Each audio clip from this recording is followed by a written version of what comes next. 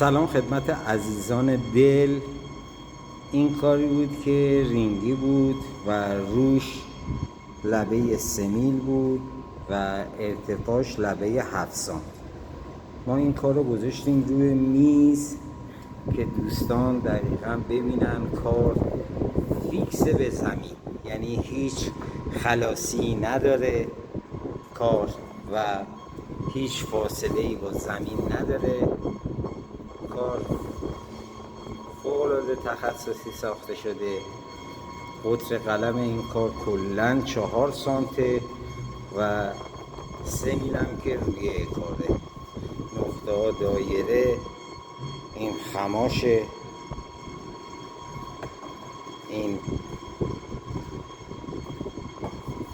خمایی که خورده. طبیعتاً کار از پشت تمیزیشو نشون میده نه از رو. این خمایی که خورده کاملا گونیا، خمایی که خورده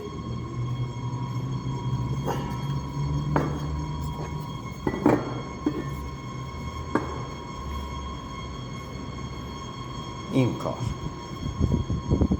کاملا تراز و گونیا و کار خیلی سخت ولی زیبا در اومد.